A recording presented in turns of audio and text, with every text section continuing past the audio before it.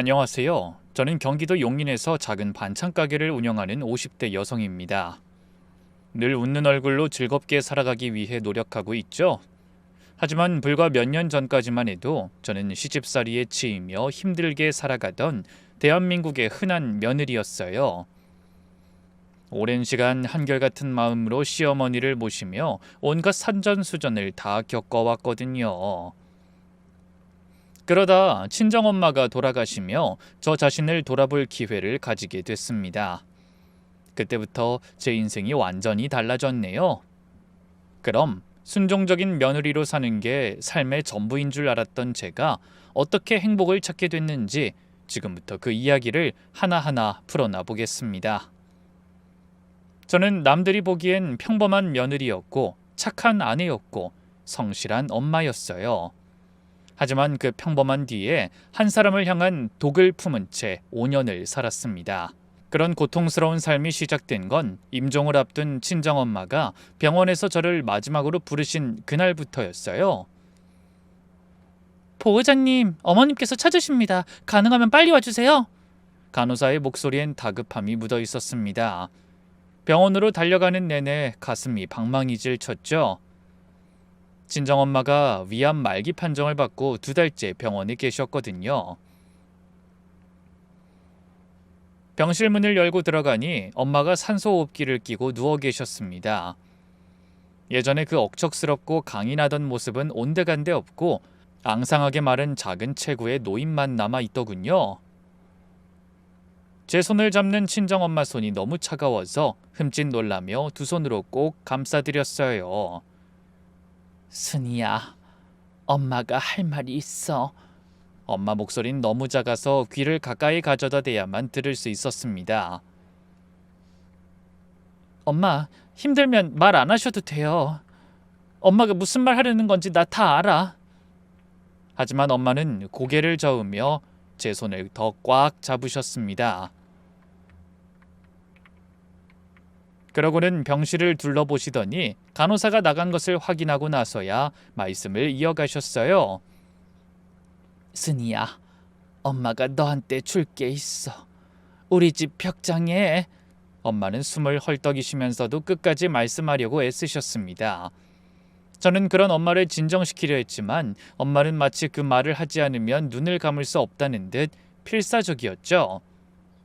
벽장 안쪽 이불 보따리 안에 검은색 가방이 있어. 그걸 꼭 가져가야 해. 네? 아니, 무슨 가방이길래. 알았어요. 알았어. 내가 꼭 챙길 테니 지금은 좀 쉬세요. 아니야, 잘 들어, 순이야.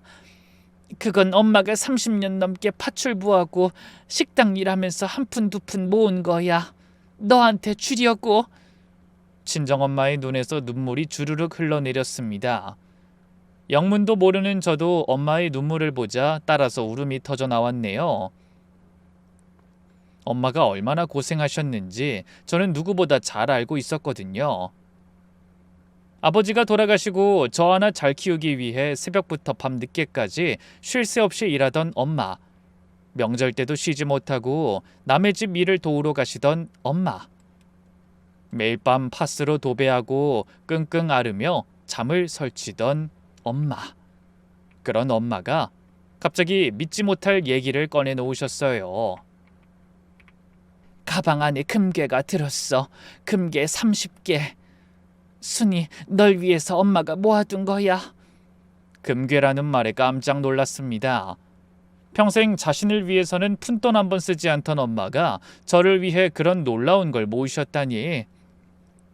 뭉클하면서도 가슴이 아팠네요.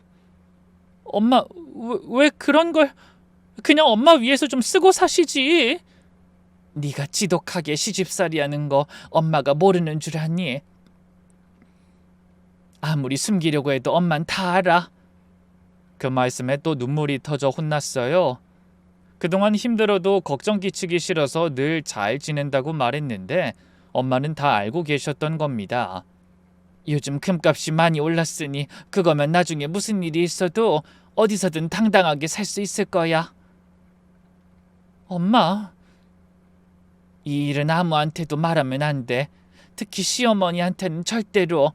절대로 말하면 안 된다. 알겠지?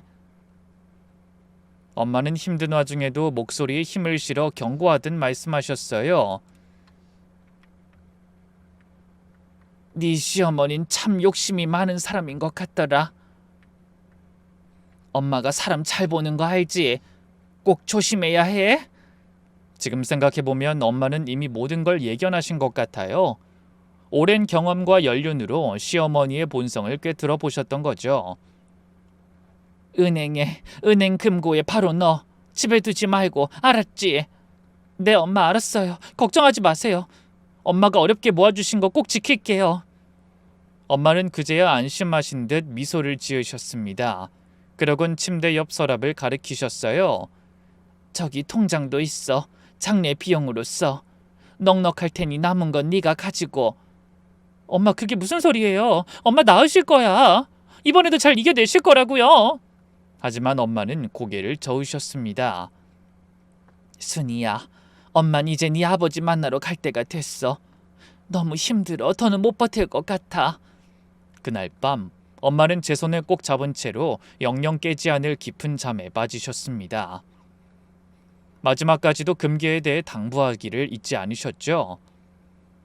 장례식장은 엄마가 일하시던 식당 사장님이 추천해 주신 곳으로 정했습니다. 규모는 크지 않았지만 엄마의 지인들이 많이 찾아와 주셨어요. 파출부 일을 같이 하시던 아주머니들, 식당 동료들, 동네 이웃들, 모두 엄마가 얼마나 성실하고 좋은 분이셨는지 이야기해 주셨습니다. 조문객들의 이야기를 들으며 엄마가 그리워 또 눈물이 났네요. 시어머니도 장례식장에 오셨습니다. 검은 옷을 차려입고 제 앞에서 눈물까지 흘리셨죠. 아이고 순이야, 어쩌니? 이렇게 갑자기 가시다니? 시어머니가 제 손을 잡고 위로의 말씀을 하셨지만 너무 과장된 모습이라 오히려 어색했어요. 왠지 주변을 의식하는 행동 같았거든요. 아니나 다를까 남들 들으라는 듯 크게 내뱉던 걱정 뒤로 들릴 듯 말 듯 작은 목소리가 들려왔어요. 그나저나 장례비가 많이 나올 텐데 이걸 다 어쩌냐? 아이, 보아하니 조문객들도 부의금을 많이 낼 처지가 아닌 것 같은데.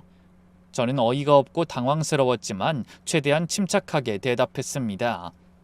괜찮아요, 어머님. 친정엄마가 좀 남겨주신 게 있어요. 제 말에 시어머니의 눈빛이 반짝였습니다. 어머나, 그래? 얼마나 남기셨는데? 장례 비용 정도요. 저희 엄마 형편이 그리 넉넉하지 않으셨잖아요. 그것도 힘들게 만들어두신 것 같더라고요. 시어머니는 그제야 입을 삐죽이며 관심을 거두시는 듯 했네요. 장례식 둘째 날 새벽, 조문객이 뜸해진 틈에 저는 잠시 시간을 내서 친정에 다녀왔습니다. 엄마 말씀대로 벽장을 확인해 보니 정말로 구석에 낡은 이불 보따리가 있었어요. 떨리는 손으로 보따리를 풀어보니 그 안에 검은색 가방이 들어있었습니다. 가방 지퍼를 열자 또 노란 보자기가 나왔죠. 그 보자기를 펼치니 정말로 금괴가 있었어요. 반짝반짝 빛나는 금괴가 정확히 30개나 들어있었고 옆에는 구매 증서까지 함께 있었습니다. 저는 그 자리에 주저앉아 한참을 울었어요. 엄마가 그걸 모으시느라 얼마나 아끼고 아끼셨을까요? 본인은 찢어진 운동화를 꿰매 신으시면서도 외동딸에게 한 푼이라도 더 남겨주시려고 모진 고생을 하셨을 게 뻔했죠. 한참을 울던 저는 금괴를 다시 보자기에 싸서 가방에 넣고 집으로 가져갔습니다. 장례식장에 다시 가야 했고 은행은 문을 닫을 시간이었거든요. 집에 도착해서 어디에 숨길까 고민하다가 안방 장롱 제일 깊숙한 곳에 넣어뒀습니다. 이불과 옷가지들 사이에 꼭꼭 숨겨뒀죠. 장례식 끝나고 바로 은행에 가야지. 엄마 말씀대로 금고에 넣어놔야겠다. 그렇게 생각하며 다시 장례식장으로 향했습니다. 그런데 집을 나서는 순간 주무시는 줄 알았던 어머님 방에서 부스럭거리는 소리가 들렸어요. 순간 장롱에 넣어둔 금괴가 떠오르긴 했지만 설마 하며 걸음을 재촉했습니다. 빈소를 오래 비울 수가 없었거든요.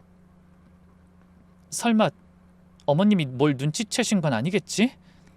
불안한 마음을 애써 누르며 장례식장으로 들어갔어요. 하지만 저는 머지않아 이날의 어리석은 선택을 땅을 치며 후회하게 됩니다. 그때까지만 해도 제가 오랜 시간 모셔온 시어머니를 너무나 모르고 있었더라고요.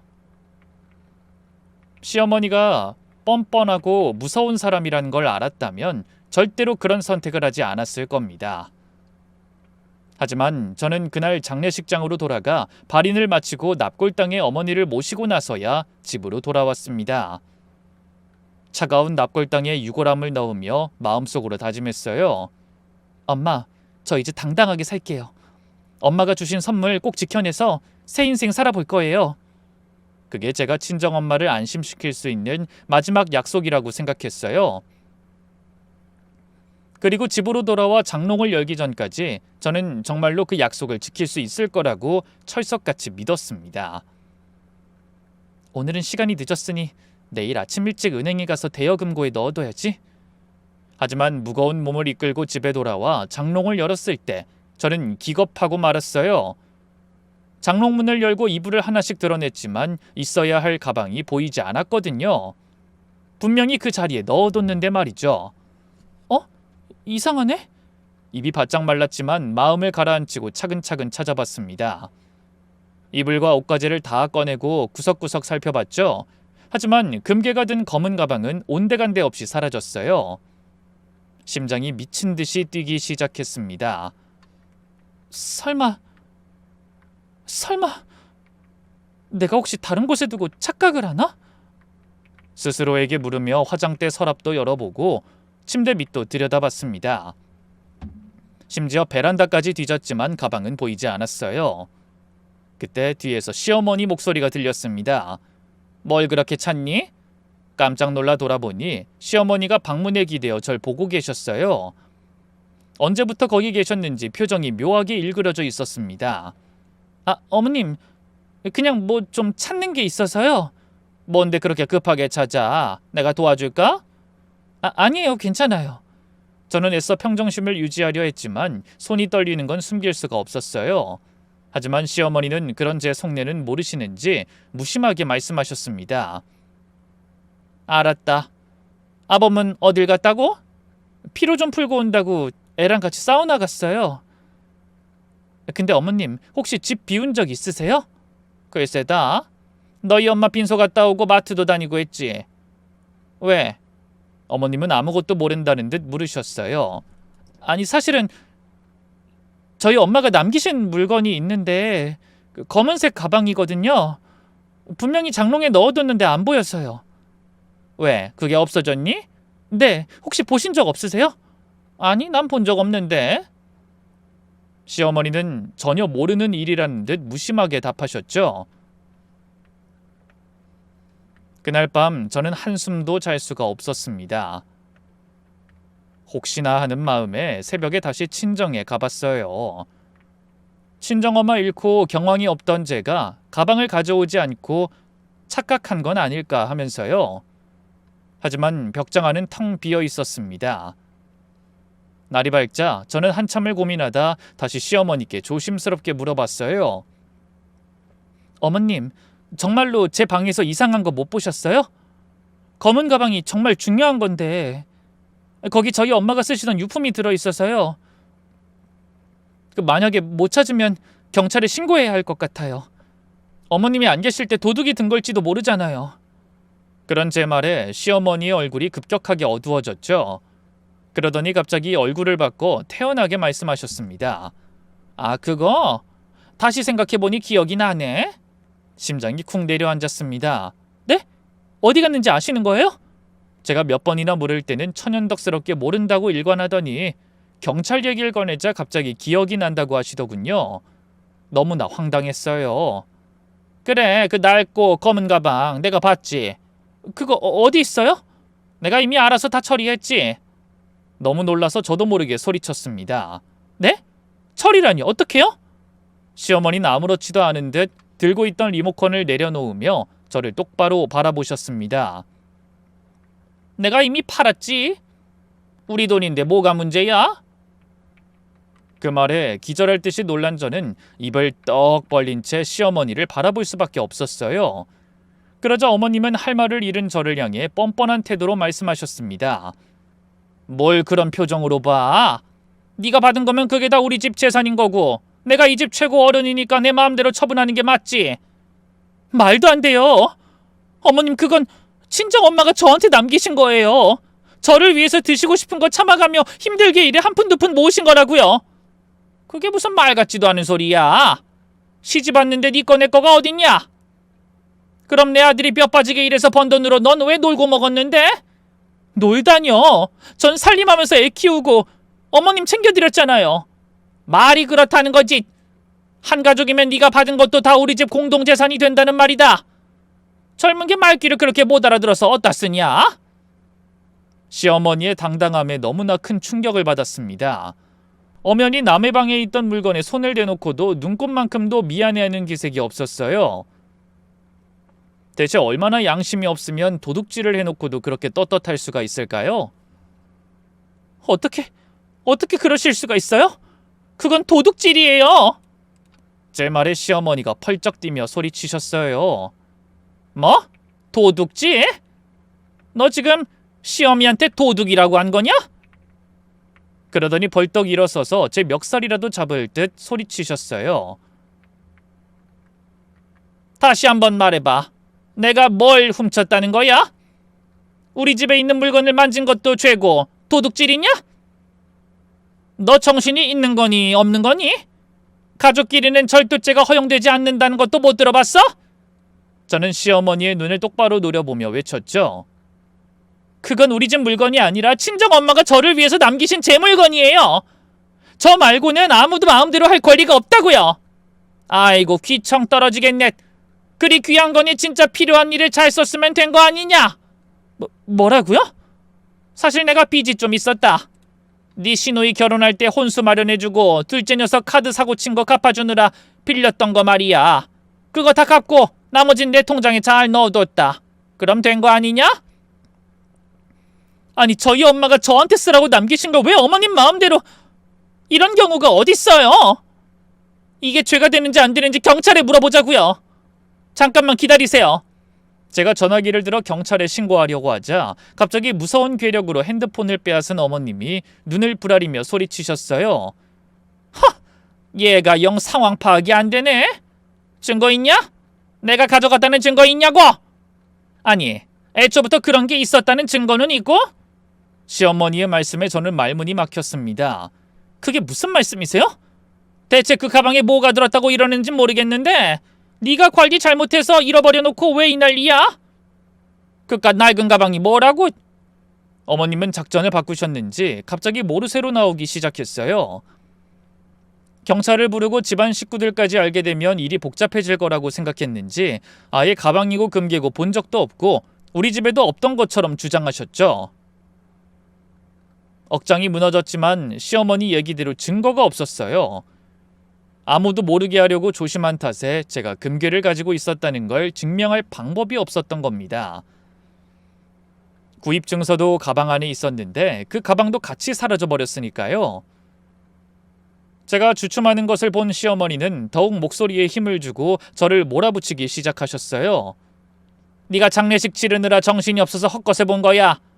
평생 남의 집에서 허드렛 일이나 하고 식당에서 설거지나 하던 네 어머니가 남겨봐야 뭘 얼마나 남겼겠니? 근데 금괴라니 말이 되는 소리를 해야지. 그때 번뜩 머리를 스치는 생각이 있었습니다. 어머니, 제가 언제 금괴가 있었다고 했어요?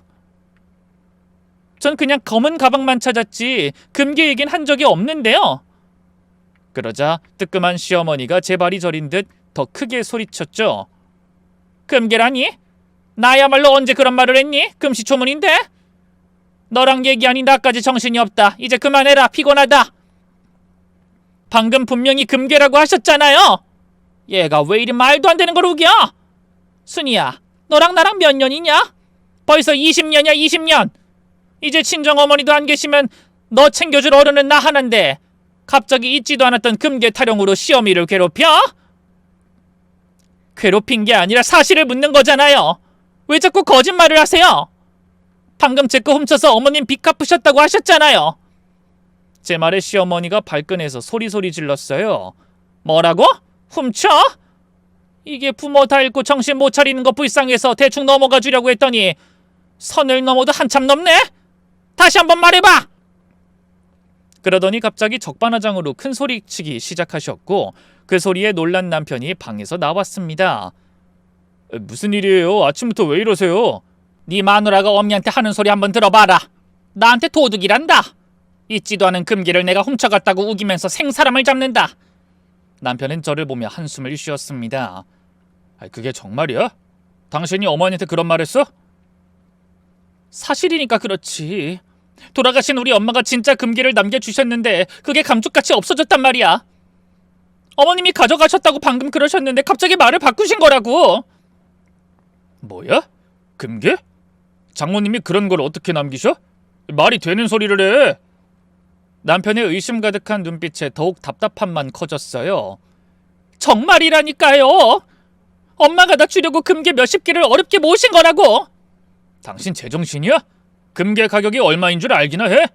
근데 몇십 개라니. 그럼 억이 넘어. 장모님한테 그런 돈이 어딨어? 엄마가 적금 하나 탈 때마다 사놓았다고 하셨단 말이야. 자그마치 30년 넘게 아껴가며 모으신 거라고. 파출부하고 식당 일에서? 말이 되는 소리를 해야지. 혼자 먹고 살기도 빠듯하셨겠다. 남편마저 저를 믿지 않으며 오히려 콧방귀를 뀌었어요.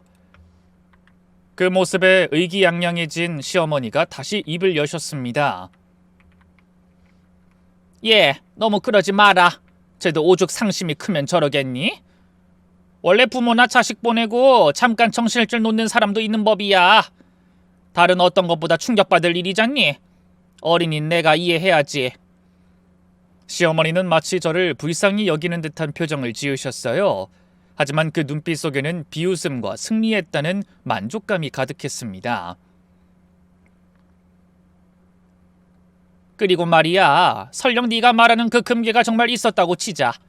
그래도 이 집에 들어온 순간 그건 우리 집 재산이 되는 거야. 네가 우리 집 며느리니까. 알아들었니? 그런 법이 어디 있어요? 법? 그래, 뭐 좀 그렇게 법대로 따지고 싶거든. 경찰서 가봐라. 가서 시어머니가 며느리 금괴 훔쳐갔다고 신고해봐. 증거도 없는 허황된 소리를 누가 믿어주겠니? 분하지만 어머님의 말이 맞았습니다. 그 일과 관련된 증거가 하나도 없었어요. 제가 금괴를 가지고 있었다는 것도 시어머니가 훔쳐갔다는 것도 증명할 방법이 없었죠. 혹시라도 이 얘기 밖에 나가서 떠들고 다니지 마라. 며느리가 정신 나가서 헛소리하고 다닌다고 소문나면 온 가족 망신살 뻗치는 거야. 알았니? 이럴 때일수록 정신 차리고 살림이나 제대로 해라. 그럼 다 잊어버리게 돼 있어. 마침 장례식 치르느라 밀린 집안일이 산더미 아니냐. 그렇게 말하고 방으로 들어가 버리셨습니다. 그 모습을 본 남편도 한숨을 쉬며 다시 방으로 들어갔죠. 저만 그 자리에 주저앉아 눈물을 펑펑 쏟았습니다. 억울하고 분하고 화가 났지만 아무것도 할 수가 없었어요. 친정엄마가 그토록 신신당부하셨는데 마지막 유언 같은 말을 지키지 못했다는 죄책감에 가슴이 찢어질 것 같았습니다. 엄마 죄송해요. 정말 죄송해요. 그날 저는 원통함에 멍이 들도록 가슴을 치고 또 쳤어요. 하지만 그런 일이 있고도 시어머니는 버젓이 저 보란듯이 전에 없던 행동을 하셨죠. 그 일이 제 가슴에 더욱 불을 질렀습니다. 금괴 사건 이후로 생전 안 가던 백화점에 뻔질나게 드나들면서 새 옷과 비싼 화장품, 명품 가방을 사고 친구들과 해외여행 계획도 잡으셨어요.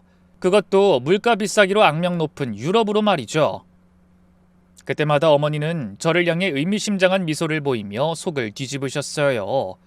마치 이건 다 네 돈이지만 어쩌겠니? 증거가 없잖아? 라며 비웃으시는 것 같더라고요. 그런 모습을 손 놓고 지켜볼 수만은 없어 계속 시어머니께 따지는 걸 멈추지 않았죠.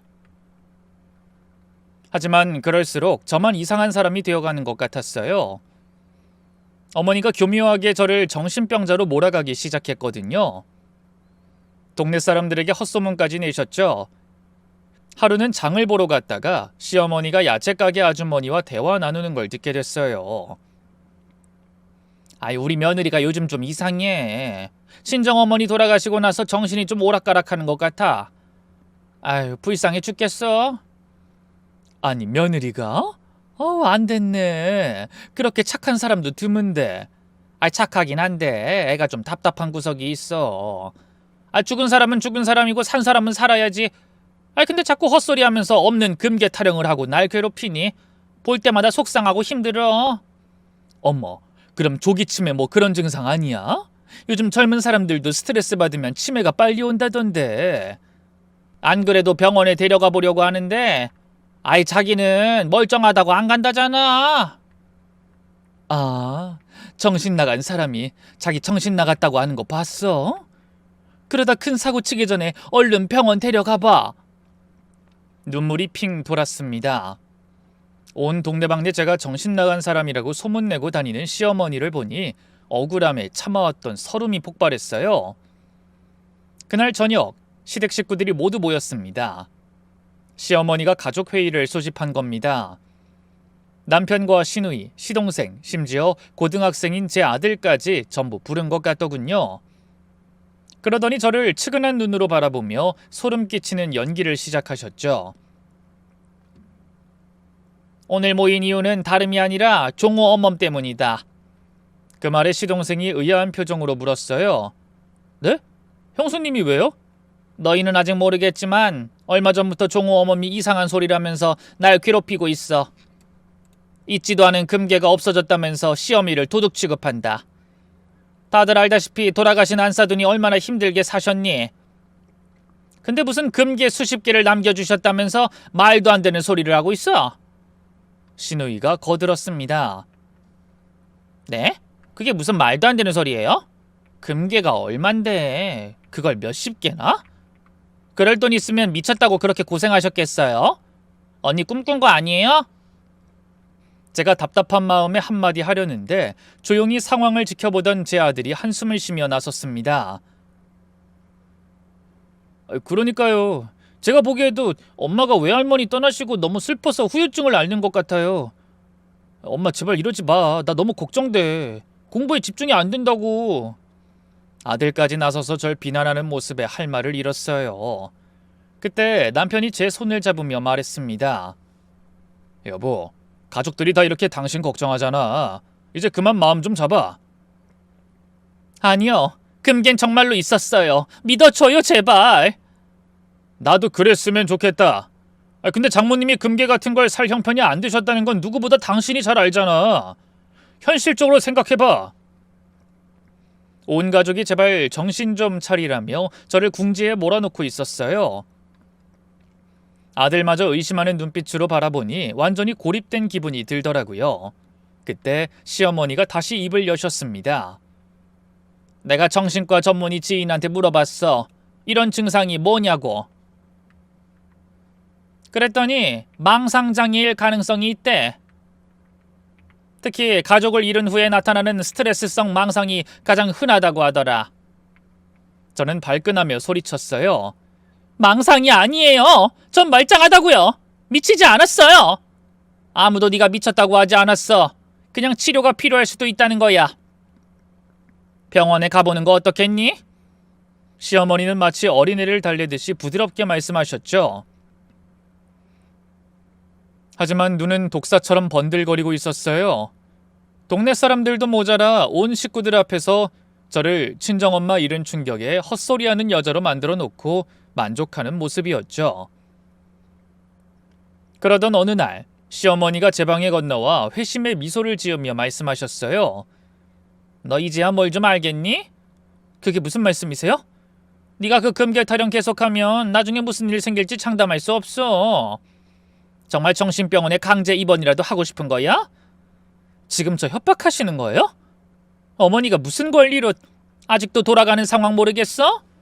이미 가족들이랑 주변 사람들 다 내 편이야. 누구 하나 네 말을 고지고대로 들어주는 사람이 있는 줄 알아? 시어머니의 눈빛이 매서웠습니다. 그러니까 우리 이제 그만하자. 그까짓 금괴 처음부터 없었다고 생각하고 그냥 조용히 살아. 어차피 우리 집안 위에 썼는데 뭐가 그렇게 아깝다고 일을 이렇게 크게 만들어. 꼭 아까워서가 아니에요. 어머님이 하신 행동에 대해 사과라도 하세요. 하지만 어머니는 코웃음을 치며 말씀하셨죠. 아니 도대체 뭘 사과하라는 거야? 아니 잘못한 게 있어야 사과를 하지. 내가 그거 가져다 도박을 하기로 했어. 길에 뿌리기로 했어. 알차게 잘 썼다고 분명히 말했지. 제발 정신 차리고 오늘 이후로 그 망할 금괴 타령은 관둬라. 안 그러면 뒷일은 책임 못 져. 혹시 너 정신병원 가면 종호가 얼마나 상처받을지 생각해봐라. 시어머니는 통보하듯 말한 뒤 방을 나가셨고 저는 결국 그 협박에 무너지고 말았습니다. 그대로 고집을 부리면 시어머니의 계략으로 어떤 무서운 일을 당할지 모른다는 두려움이 밀려왔어요. 마음은 아팠지만 아무것도 할 수 없다는 무력감으로 절망에 빠져버렸죠. 엄마 죄송해요. 지금은 아무것도 할 수가 없어요. 하지만 언젠간 이 원통함을 꼭 풀고 말 거예요. 그렇게 기약 없는 약속을 뒤로 하고 조용히 사는 쪽으로 선택을 했습니다. 처음부터 친정엄마의 유산은 없었던 걸로 치고 다 잊은 듯 살아가기로 한 거죠. 하지만 마음속으로는 복수의 칼을 갈며 언젠가 시어머니가 가장 행복한 날, 가장 지독한 복수를 하겠다고 결심했네요. 그리고 그 복수를 위해 조용히 준비를 시작했어요.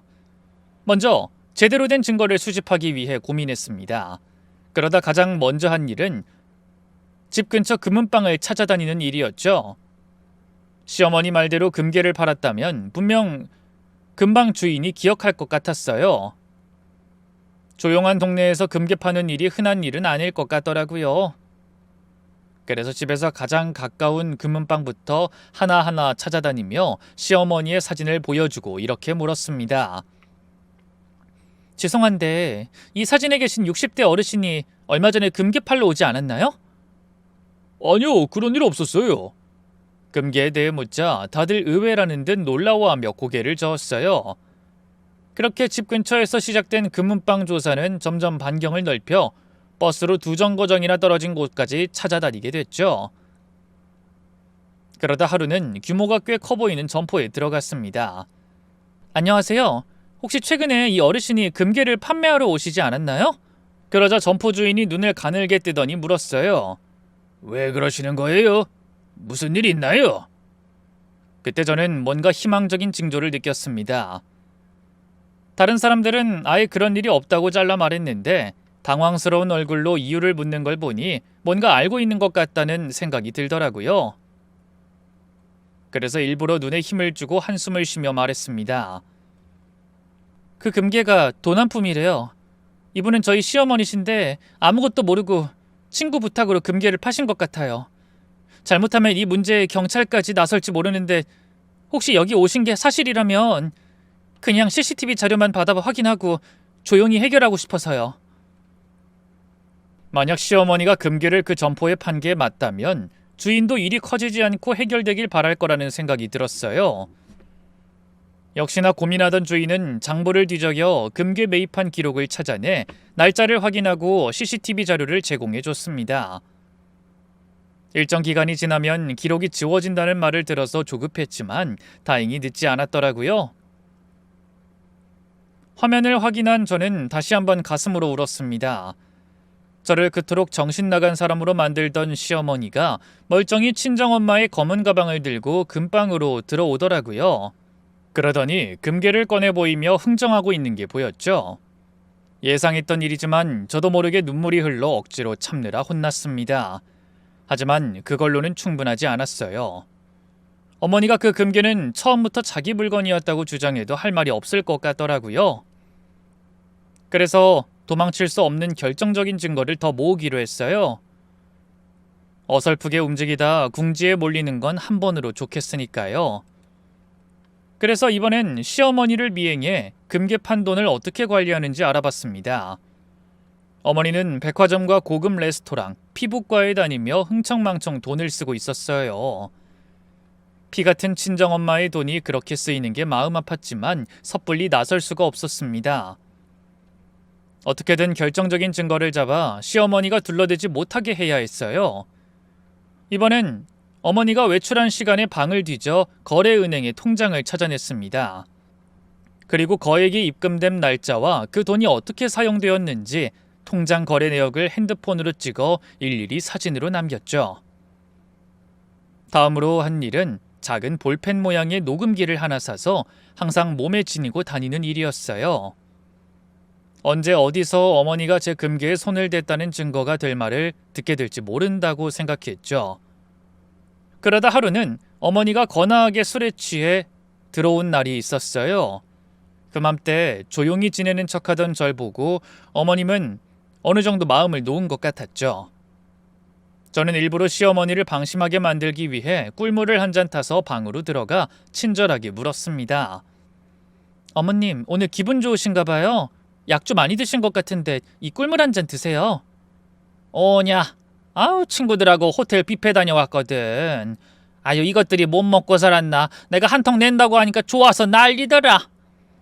어머니는 으스대며 친구들에게 호텔 뷔페를 사줬다고 자랑하시더군요.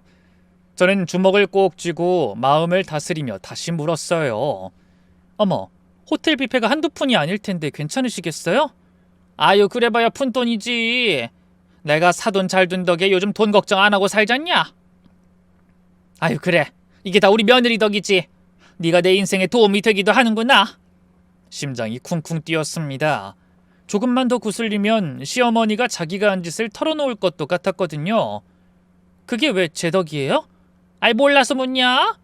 우리끼리 얘기지만 그 금괴 판 돈이 아직도 두둑하게 내 통장에 있잖아. 안 사돈이 부지런히 파출부한 덕에 내 노후가 아주 편안하다. 아유 기분이다. 다음 안 사돈 기일엔 나도 같이 납골당 가마. 가서 우리 사돈한테 고맙다고 인사라도 해야지. 시어머니 입에서 금괴라는 말이 나오는 순간 저는 쾌재를 불렀습니다.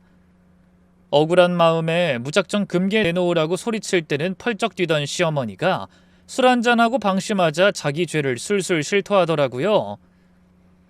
그렇게 모은 증거들을 가지고 법적 대응을 준비하기로 했습니다. 그래서 변호사를 찾아가 상담을 받았지만 역시나 답변은 절망적이었어요. 직계 존속에 대한 절도는 형법상 친족 상도례가 적용되어 처벌이 어렵습니다. 법적으로 해결할 수 없다면 다른 방법을 찾아야 했어요. 멀쩡히 남의 돈에 손을 대고도 처벌받지 않는다니 우라통이 터졌습니다. 제가 아무리 노력해서 증거를 모아도 상대에게 죄를 물을 수 없다니 답답했죠. 그래서 그때 생각했어요. 어머니가 많은 사람들의 축하를 받고 주인공이 되는 행복한 순간에 잊을 수 없는 좌절과 고통을 맛보게 해주자고요. 제가 어머니에게 억울하게 당했던 것 이상의 자괴감을 선물하고 싶었거든요. 그때 떠오르는 게 칠순잔치였습니다. 시어머니는 항상 이런 말씀을 하셨거든요. 내 칠순은 크게 해다오. 여행이고 뭐고 그런 건 필요 없으니 이 근처에서 제일 좋은 호텔에서 사람들 다 초대해서 축하받고 싶다. 그래서 그날을 노리기로 했어요. 시어머니가 가장 행복한 날, 모든 사람이 모인 그날의 진실을 폭로해 결코 잊지 못할 절망을 안기고 싶었죠. 그렇게 최고의 복수를 위해 저는 죽은 듯이 몇 해를 참고 기다렸습니다. 그러는 동안 시어머니와 가족들은 모두 금괴 사건을 잊어가는 것 같았어요. 하지만 제 가슴속의 복수심은 시간이 흐를수록 더욱 강하게 불타올랐죠. 드디어 친정엄마가 돌아가신 지 5년째 되던 해, 시어머니의 칠순이 다가왔습니다. 시어머니는 늘 입버릇처럼 얘기한 대로 호텔 연회장을 빌려 성대한 잔치를 준비하셨어요. 친척과 친구들, 교회 사람들까지 거의 100명에 가까운 사람들을 초대하시더군요. 잔치 당일 시어머니는 들뜬 표정으로 화려하게 장식된 호텔 연회장에 앉아 계셨어요. 시누이는 아무것도 모르고 자기 어머니의 기분을 맞춰주기 위해 노력했죠. 엄마 오늘 진짜 예쁘시네요. 손님들 정말 많이 왔어요. 무슨 유명인사 칠순 같다니까요. 그래? 아니 잔치는 이왕 하려면 크게 해야 하는 거야. 남한테 책 잡힐 정도로 초라하게 할 바엔 안 하는 게 낫지.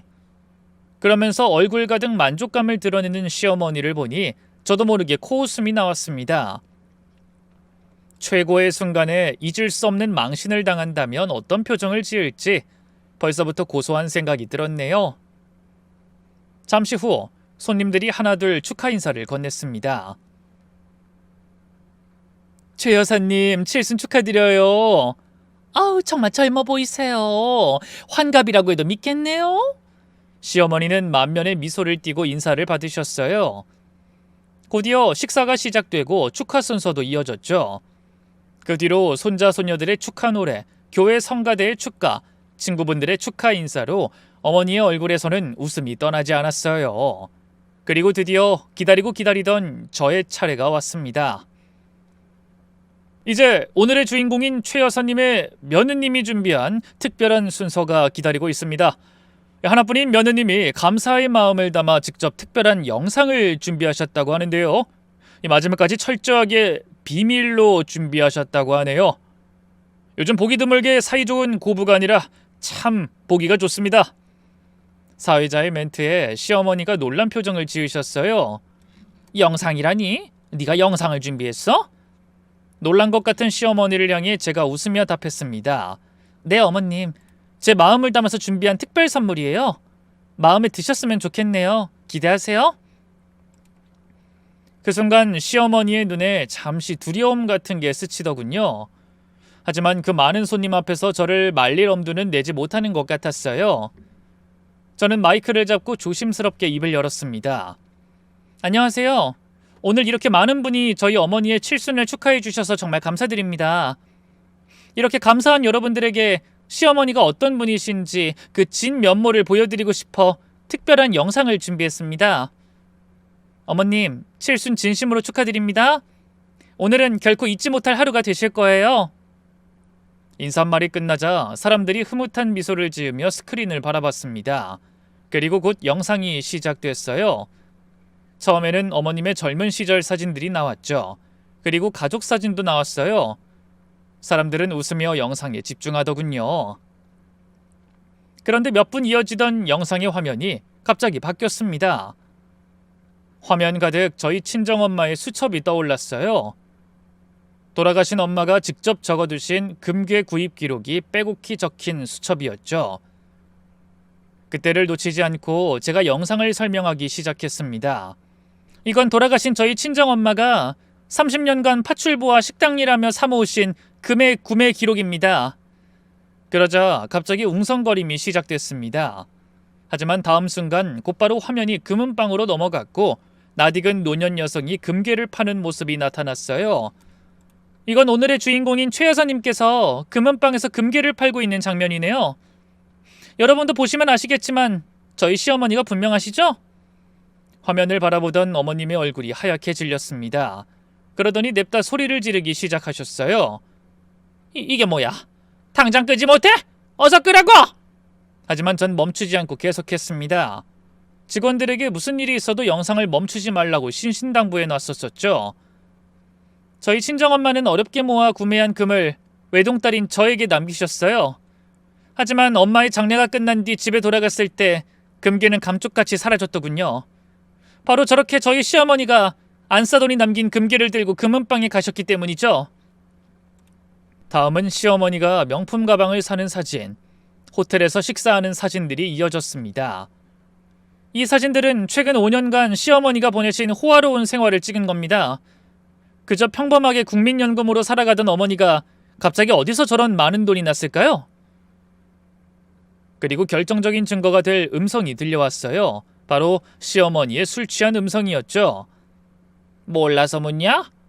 우리끼리 얘기지만 그 금괴 판 돈이 아직도 두둑하게 내 통장에 있잖아. 아예 안사돈이 부지런히 파출부한 덕에 내 노후가 아주 편안하다. 연회장이 술렁거리기 시작했습니다. 사람들이 충격에 빠져 시어머니를 쳐다봤어요. 저건 조작이야. 우리 며느리가 정신이 좀 불안정해요. 다들 기억하시죠? 몇 년 잠잠하더니 다시 시작됐나 보네. 하지만 영상은 계속됐습니다. 마지막으로 제가 직접 찍은 영상이 나왔죠. 화면 속에 저는 눈물을 흘리며 말했습니다. 5년 전 친정엄마가 저를 위해 평생 모으신 금괴가 사라졌습니다. 시어머니는 그걸 몰래 가져가 자신의 빚을 갚고 호화로운 생활을 즐기면서도 정작 금의 주인인 저는 정신병자로 몰았어요. 화면이 바뀌며 병원 진단서가 나타났습니다. 하지만 전 정상입니다. 대학병원에서도 아무 이상이 없다고 했어요. 시어머니가 제가 더는 금에 대한 얘기를 꺼내지 못하도록 저를 정신병자 취급하며 음해하고 협박했습니다. 제 말이 끝나기가 무섭게 시어머니가 무대 위로 뛰어 올라와 사색이 된 얼굴로 소리쳤죠. 꺼! 당장 끄라고! 그 순간 영상이 끝났고 연회장은 찬물을 끼얹은 듯 정적에 휩싸였습니다. 시어머니는 분노로 얼굴이 새빨갛게 달아올라 제 마이크를 빼앗았어요. 하지만 사람들의 눈빛은 이미 바뀌어 있었습니다. 의심과 경멸의 눈빛으로 시어머니를 바라보고 있었죠. 최 여사, 저게 다 사실이야? 사돈이 고생고생해서 남긴 유산을 정말 가로챈 거야? 아니, 훔쳤다고 해야 하나? 그럼 그때 며느리가 정신 나갔다고 한 것도 일부러 그런 거구만. 시어머니의 지인들도 하나둘 자리를 떠났습니다. 저는 급한 일 생겨서 먼저 가볼게요. 우리가 이렇게 칠순 축하하고 앉아있을 일이 아닌 것 같네. 순식간에 연회장은 텅 비어버렸습니다. 화려했던 잔치는 완전히 망가지고 시어머니의 인간관계 역시 회복하기 어려운 지경으로 곤두박질 쳤어요. 어머니는 이를 바득바득 깔며 소리쳤죠. 이것이 날 이렇게 망신 주고도 네가 멀쩡히 내 아들이랑 살 수 있을 것 같아? 남편도 길길이 날뛰긴 마찬가지였어요. 여보, 당신이 아무리 억울하더라도 이건 너무한 거 아니야? 아니, 어떻게 시어머니 칠순잔치를 이렇게 망칠 수가 있어? 저는 그런 남편을 향해 5년간 참아온 울분을 토해냈습니다. 내가 너무하다고? 진짜 너무한 게 누군데 그래? 사돈이 고생고생해서 남긴 유산을 도둑질하고도 오리발 내밀고 그것도 모자라 며느리까지 정신병원에 집어넣겠다고 협박한 당신 어머니는? 아니, 마누라 말을 한 번도 믿어주지 않은 당신들은 죄가 없는 거야? 그건 당신이 제대로 얘기했으면 내가 분명히 믿었을 텐데. 말도 안 되는 소리 집어치워! 내가 얼마나 울면서 매달렸는데. 그땐 어느 집 개가 짖느냐는 듯이 관심도 없었잖아. 세상에 하나뿐인 남편이고 자식이고 아무도 내 말을 믿어주지 않는데 누가 내 말을 믿어주겠어? 당신 같은 남자 이제 나도 필요 없어! 그러고는 남편의 손을 뿌리치고 연회장을 나와버렸습니다. 뒤에서 시어머니의 절규 섞인 목소리가 들려오더군요. 어서 잡아와! 쫓아가서 잡아오란 말이야! 저 망할 것이 감히 내 칠순을! 그렇게 시어머니의 칠순잔치는 폭탄을 맞은 것처럼 초토화되었고 그날 밤 집안도 풍비박산이 났습니다. 시어머니는 수많은 사람들 앞에서 망신당한 충격으로 쓰러지셨어요. 얼굴이 일그러지고 말이 어눌해지는 증상을 보여 급히 병원으로 실려갔죠. 극심한 스트레스와 분노로 인해 혈압이 급상승하면서 생긴 일이었죠. 아들은 한숨 쉬며 소식을 전했어요. 다행히 빨리 모셔가서 큰 문제는 없지만 한쪽 팔다리에 편마비가 왔어요. 언어장애도 올 수 있다고 하더니 말씀을 제대로 못하세요. 엄마, 할머니한테 왜 그러셨어요? 아들 역시 제가 당한 일은 생각지도 않고 절 원망하더라고요. 남편도 도끼 눈으로 절 바라보며 소리 질렀죠. 어때? 우리 어머니 적골 대신이 이제 만족해? 난 어머니 그렇게 되시길 바란 적 없어. 내가 원한 건 그저 진심 어린 사과였어. 그래도 꼭 칠순잔치에서 그렇게까지 해야만 했어? 이걸 어떻게 용서받을 거야? 용서? 그런 거 받을 생각 없어. 돌아가신 우리 엄마한테 사과할 건 어머니라고. 그 말을 끝으로 저는 서랍에서 준비해둔 서류를 꺼냈습니다. 이혼 서류야. 내 도장은 진즉에 찍어뒀으니 당신 것도 찍어서 접수해. 제 말에 남편이 화들짝 놀랐습니다. 뭐? 그게 무슨 소리야? 이혼이라니? 난 더 이상 이 집에서 살 수 없어. 어머님도 당신도 심지어 아들까지 모두 나한테는 상처 주는 사람들일 뿐이야. 이제 종호도 군대까지 다녀와 대학 졸업이 코앞이니 어린애도 아니고 알아서 잘 살겠지. 여보, 잠깐만, 너무 성급한 거 아니야? 일단 어머니 상태도 봐가면서. 왜? 어머니 그렇게 만든 핑계로 또 나를 얼마나 괴롭히려고? 사양하겠어. 당신 어머니 병수발은 당신이 해. 여보, 그래도 이혼은 쉬운 게 아니잖아. 우리 다시 한번 생각하자. 아니, 난 이미 결심했어.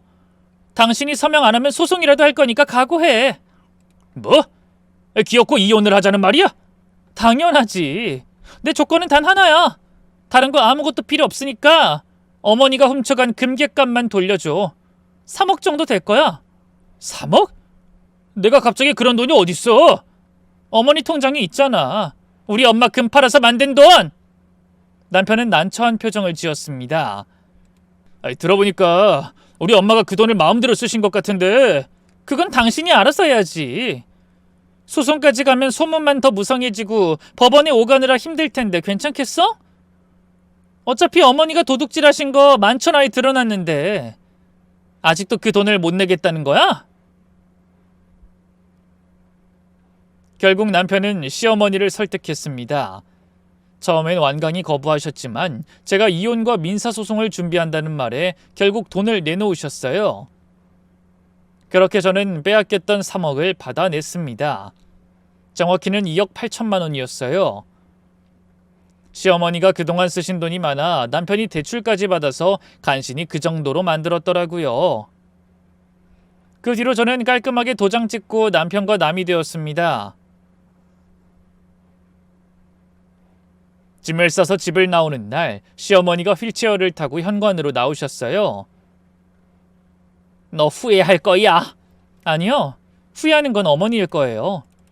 처음에 제가 물었을 때라도 진실을 밝혔다면 이런 날은 오지 않았을 거예요. 반성하고 사세요.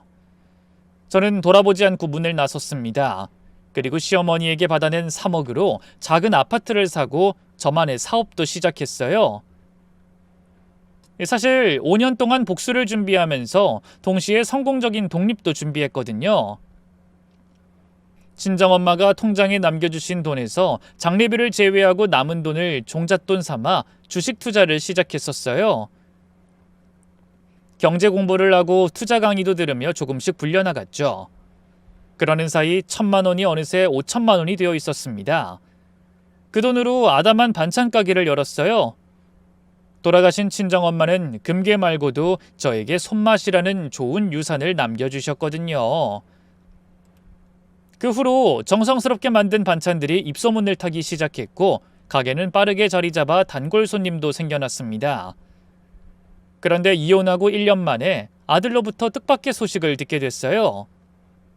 할머니가 요양원에 계시다 돌아가셨어요. 아빠가 엄마랑 이혼한 이유가 할머니 욕심 때문이라고 원망하면서 요양원에 보냈거든요. 근데 다들 바쁘다는 핑계로 연락을 제대로 안 받아서 할머니 임종을 아무도 지키지 못했어요. 저도 시험 끝나고 연락받아서 뒤늦게 가봤는데 간호사가 그러더라고요. 할머니가 마지막까지 큰며느리를 찾으면서 사과하고 싶어 하셨다고.